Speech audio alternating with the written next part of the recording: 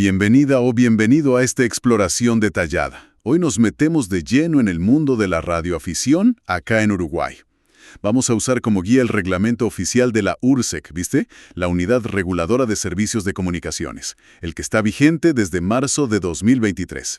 Pensalo así, un hobby que mezcla tecnología, comunicación con todo el mundo y también servicio a la comunidad. Y bueno, todo con reglas para que funcione bien. Hoy queremos entender esas claves, qué permisos hacen falta, las categorías que hay y qué responsabilidades tenés si operas una radio. Ideal si te da curiosidad o si estás pensando, quizás, en sumarte. Exacto. Vamos a ver bien qué dice el reglamento sobre el servicio de radioaficionados.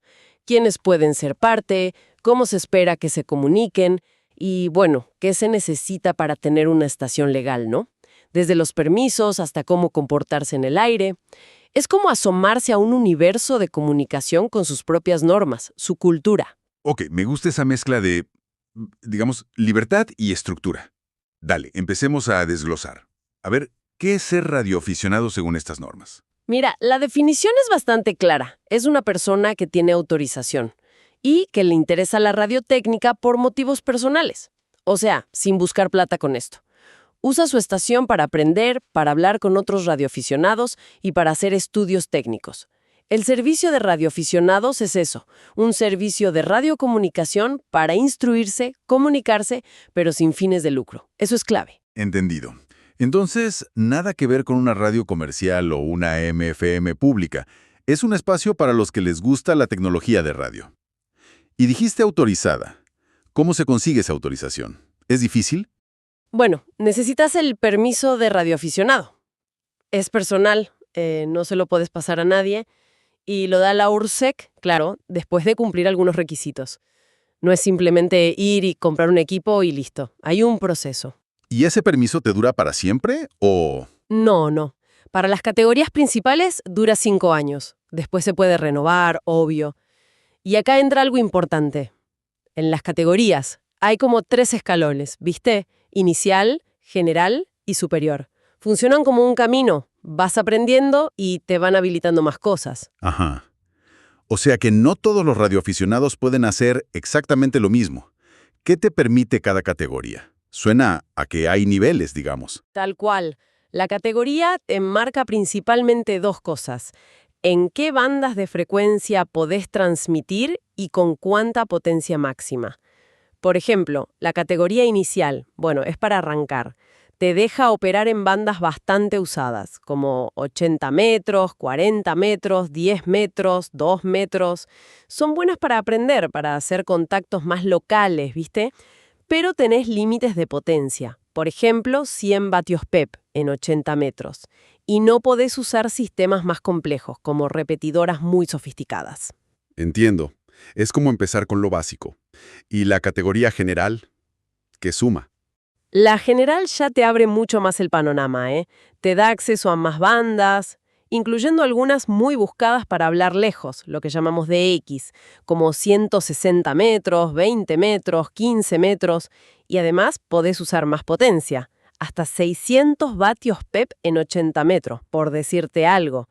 Ya pide un poco más de conocimiento y de responsabilidad al operar. Y la superior, me imagino, es el techo. Así es. La categoría superior te da acceso a todas las bandas que están asignadas para radioaficionados en Uruguay y te permite usar la máxima potencia que permita el reglamento, que en algunas bandas de HF puede ser hasta 1500 vatios PEP.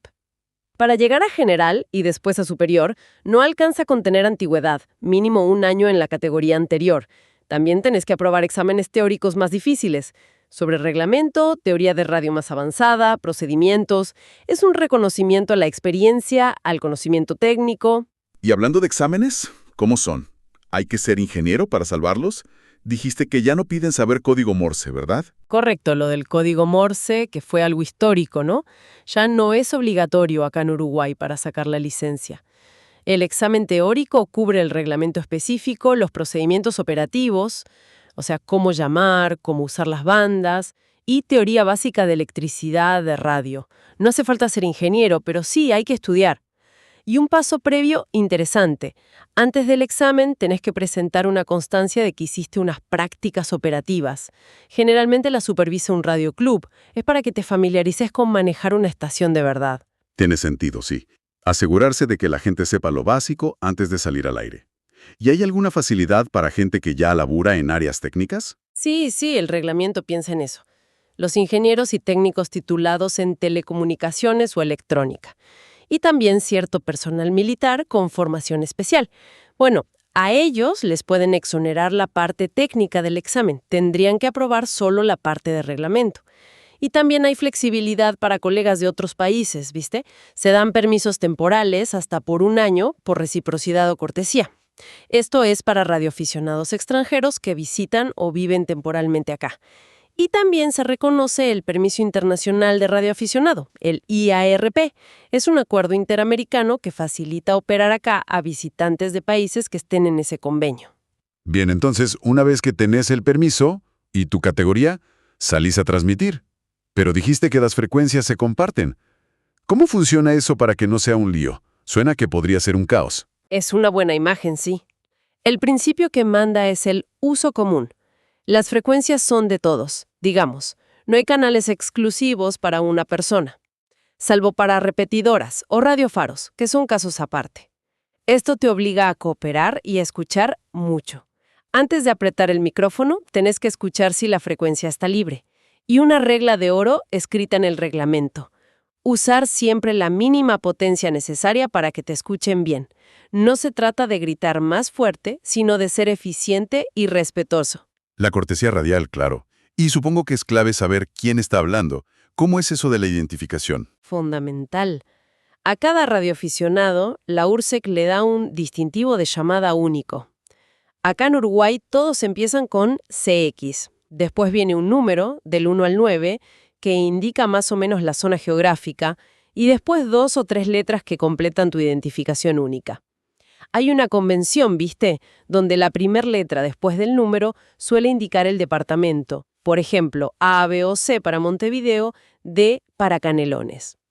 Ese distintivo tenés que decirlo al empezar y al terminar cada comunicación. Y si hablas mucho rato seguido, al menos cada 10 minutos. Operar sin identificarte o con un distintivo falso es una falta muy, muy grave. La identificación es la base de la responsabilidad. Tiene toda la lógica. Y hablando de responsabilidad, ¿se puede usar la radio para pasarle mensajes a gente que no es radioaficionada? No sé, llamar a un familiar, por ejemplo. Mira, la regla general es que no. El tráfico de terceros, así se llama, está prohibido.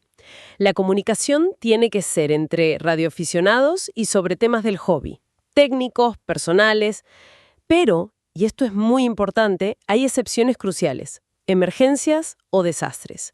Si se caen las comunicaciones normales, los radioaficionados sí pueden pasar mensajes para terceros, para pedir socorro, ayuda humanitaria. Ahí la radioafición muestra su valor social, ¿no? Entiendo. El foco es el hobby en sí, salvo en casos de fuerza mayor. ¿Y qué tipo de contenido está totalmente prohibido en las bandas de aficionados? El reglamento es súper claro en eso. Prohibido transmitir música. Cualquier tipo de publicidad o propaganda comercial. Nada. Tampoco se pueden usar las frecuencias para hacer política, ni proselitismo religioso, ni difundir ideas raciales. Y, salvo señales técnicas muy específicas para manejar equipos a distancia, como repetidoras o satélites, no se pueden usar códigos secretos o lenguaje cifrado. La idea es que sea un espacio abierto, técnico, para experimentar, no una plataforma para otras cosas. Parece que hay distintas formas de operar. Mencionaste estaciones fijas y móviles. ¿Qué diferencias marca el reglamento? Sí, distingue entre la estación fija, que es la que tenés instalada en tu casa, digamos, y la estación móvil que puede operar desde un auto, un barco, un avión, o incluso ser portátil, como un handy, ¿viste? Las estaciones móviles en barcos o aviones tienen requisitos extra. Necesitan una habilitación especial de URSEC. Y te las pueden inspeccionar para asegurarse de que no interfieran con los sistemas propios del barco o del avión. Además de la estación personal, ¿hay otros tipos de estaciones que se usen? Mencionaste las repetidoras. Exacto. Hay estaciones especiales que cumplen funciones para la comunidad o funciones técnicas. Primero, las repetidoras. Son estaciones automáticas, que suelen estar en lugares altos. Reciben una señal en una frecuencia y la retransmiten al toque en otra, a veces con más potencia. ¿Para qué? Para ampliar el alcance, sobre todo para estaciones móviles o handys que tienen antenas chicas o poca potencia. Para que sirvan a la comunidad, tienen que estar abiertas para todos los radioaficionados habilitados. Se les da un canal especial para no molestar, y tienen identificación automática y unos timers para que no se queden pegadas si alguien habla mucho. Hay repetidoras de uso común y otras experimentales, con permisos más cortos. Entiendo. Como si fuera un repetidor de señal para todos. ¿Y los radiofaros? Suenan medio misteriosos. Los radiofaros o balizas son transmisores automáticos. Emiten una señal constante o cada tanto, en una frecuencia fija. No son para charlar, son para cosas técnicas. Otros radioaficionados los usan para estudiar cómo viajan las ondas de radio con distinto clima o actividad solar, ¿viste? O para calibrar sus propias antenas, sus equipos. Pueden ser permanentes, con un permiso especial y hasta 50 vatios. O transitorios, que un radioaficionado puede operar desde su casa con su distintivo y hasta 10 watts no más. ¡Qué interesante! ¿Algo más en esta categoría de estaciones especiales? Sí, las estaciones terrenas y espaciales. Son las que te permiten comunicarte usando satélites. Satélites diseñados y puestos en órbita por y para la comunidad de radioaficionados. Es otra dimensión del hobby, ¿viste? Te permite hacer contactos intercontinentales con tecnología satelital, a veces con equipos bastante simples. Todo esto suena muy individual, pero ¿hay alguna estructura comunitaria que reconozca el reglamento? Grupos de radioaficionados. Totalmente. Los radioclubes son clave. Son asociaciones civiles sin fines de lucro que buscan promover y apoyar la radioafición. Pueden tener sus propias estaciones, generalmente de categoría general, o superior, si son habilitados. Son centros de actividad, de formación, de encuentro. Mencionaste habilitados. ¿Qué significa ese estatus especial para un radioclub? Los radioclubes habilitados tienen un reconocimiento formal de URSEC, y eso les da más responsabilidades y capacidades. No solo pueden operar una estación de la máxima categoría, la superior, sino que, y esto es importantísimo, están autorizados para ser sede de los exámenes. O sea, ahí se rinden los exámenes para sacar la licencia o para subir de categoría. Y también son los que dan y certifican las prácticas operativas que te decía antes del examen. Son, digamos, pilares en la formación y evaluación de los radioaficionados acá en Uruguay. Entonces, ser radioaficionado te da derechos, pero también tenés deberes claros. ¿Podríamos resumir las responsabilidades más importantes? Claro. Algunas fundamentales son, primero, la obligación de hacer todo lo posible para evitar y eliminar cualquier interferencia que tu estación le cause a otros servicios, radios comerciales, servicios de emergencia, lo que sea. Eso es básico para convivir en el aire. Segundo, operar solo en las frecuencias y con las potencias que te permite tu categoría, ni más ni menos. Tercero, permitir y facilitar si URSEC decide inspeccionar tu estación, tus equipos. Cuarto, mantener tus datos actualizados en URSEC, tu dirección, dónde está la estación. Quinto, lo que ya dijimos, nada de sacar plata por usar la estación o el permiso, cero beneficio económico. Y sexto, identificarte bien siempre que transmitas. Y los radioclubes, sobre todo los habilitados, tienen deberes extra. Sí, se espera que colaboren con URSEC si se lo piden, por ejemplo, para ayudar a encontrar de dónde viene una interferencia. Tienen que mantener registros al día de quiénes son sus autoridades, y los habilitados además tienen la responsabilidad de mantener su estación funcionando bien, activa, y cumplir con su rol de ser centros de examen. Hay un tema que mencionaste al pasar y que me parece súper valioso: el rol de los radioaficionados en emergencias. ¿Cómo se organiza eso formalmente? Es un aspecto muy valorado, sí, y está regulado. URSEC, coordinando con el SINAE, el Sistema Nacional de Emergencias, puede declarar una situación de emergencia radial en alguna zona del país. Esto pasa generalmente cuando se caen las comunicaciones normales, ¿viste? Teléfono, internet, por un desastre natural o alguna otra crisis. Y ahí entran a jugar los radioaficionados. Exactamente. Pueden ser llamados para armar redes de comunicación alternativas, Y para pasar tráfico de emergencia que sea esencial. Informes de daños, pedidos de ayuda, coordinar la logística. Tienen que seguir las indicaciones de URSEC sobre qué frecuencias usar, para no molestarse entre ellos ni a otras operaciones de emergencia. Y además, tienen que llevar un registro detallado de todas las comunicaciones que hacen durante la emergencia. Y es clave que los que no están participando activamente en esa red de emergencia se mantengan fuera de esas frecuencias. Los radioclubes suelen hacer simulacros y cursos para estar preparados. Ahora, si nos metemos un poquito más en lo técnico, el reglamento debe decir qué frecuencias exactas se pueden usar. Mencionaste bandas como 80 metros, 2 metros, hay muchas. Muchísimas.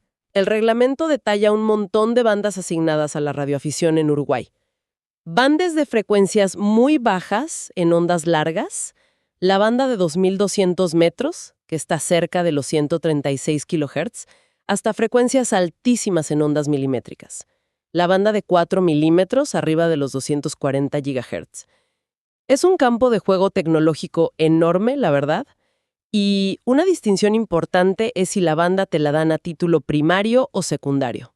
Primario y secundario. ¿Qué diferencia implica eso? Es una jerarquía internacional, ¿viste? Si una banda es primaria, para los radioaficionados quiere decir que tienen prioridad para usarla y están protegidos contra interferencias de otros servicios que quizá comparten esa banda, pero a título secundario. Si la banda es secundaria, para los radioaficionados es al revés. No pueden causar interferencia a los servicios primarios de esa banda y tampoco pueden quejarse si son interferidos por ellos. Te obliga a operar con más cuidado y muchas veces con menos potencia en esas bandas secundarias.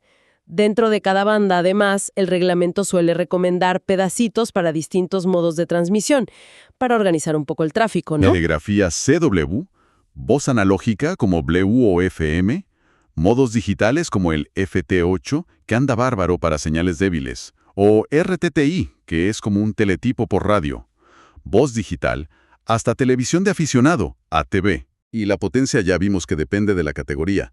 Varía mucho también entre las bandas. Mencionaste 1500 vatios como máximo, pero también potencias muy bajitas. La variación es gigante, sí. Depende de la categoría y de la banda. Hay bandas donde la potencia máxima permitida, incluso para la categoría superior, es muy baja. Capaz que solo 1 vatio pire. Eso tiene en cuenta la antena. En frecuencias muy bajas como 630 metros. Por el potencial de interferencia o cómo se propagan. Y en el otro extremo, en bandas de HF de onda corta como 20 metros, la superior puede usar hasta 1500 vatios PEP. Incluso hay límites específicos para cosas más experimentales como la comunicación Tierra-Luna-Tierra, TLT. Ahí usas la luna como espejo para llegar lejísimos. Necesitas potencia, pero muy controlada.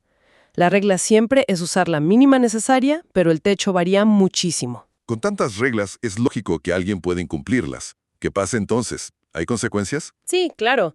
El reglamento establece un régimen de infracciones. Las clasifica en graves y muy graves, y las sanciones que corresponden.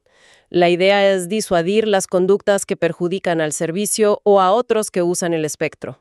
¿Podrías dar ejemplos de qué se considera muy grave? Sí, mira, algunos ejemplos claros de infracciones muy graves son operar sin tener el permiso de radioaficionado, directamente. Transmitir a propósito fuera de las bandas que te tocan. Causar interferencia intencional a otras comunicaciones. Usar un distintivo de llamada falso o no identificarte. Transmitir contenido prohibido, música, publicidad, mensajes políticos o religiosos, o declarar falsamente que hay una emergencia. Son cosas que van contra la esencia misma de la radioafición regulada. ¿Y las sanciones? Pueden ser muy duras. Mira, dependen de qué tan grave fue la falta y si la persona ya tiene antecedentes, si es reincidente. Pueden ir desde una advertencia formal, un apercibimiento, pasando por suspenderte el permiso temporalmente, hasta 90 días puede ser. También multas económicas que se calculan en unidades reajustables y pueden llegar hasta 100 UR. Y en casos graves te pueden revocar el permiso para siempre. E incluso decomisarte los equipos que usaste para la infracción. Siempre, claro, garantizando el derecho a defenderse, el debido proceso administrativo. Bien, creo que nos quedó una imagen bastante completa, ¿no? Está claro que la radioafición en Uruguay, con este reglamento, es una actividad con una estructura bien definida.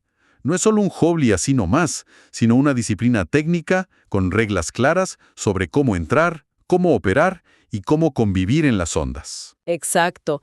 Desde cómo sacar la licencia con los exámenes, las categorías que vas subiendo, pasando por las normas de operación, como identificarte siempre, usar bien las bandas y potencias, no pasar ciertos contenidos, hasta el rol clave en emergencias y la función de los radioclubes. Todo arma un sistema que busca fomentar la experimentación y la comunicación, pero de forma responsable. Definitivamente. Se nota que es un hobby que pide aprendizaje constante, respeto por las normas y un cierto espíritu de servicio, de colaboración. Y capaz que, para cerrar, una reflexión para quienes nos escuchan. Este marco regulatorio, tan detallado, siempre intenta balancear dos cosas.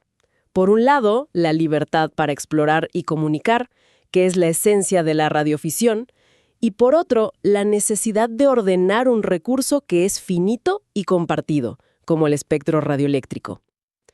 Pensando a futuro, ¿no? Con la tecnología digital, que avanza tan rápido y cambia cómo nos comunicamos, ¿cuál será el próximo desafío para que estas reglas sigan sirviendo?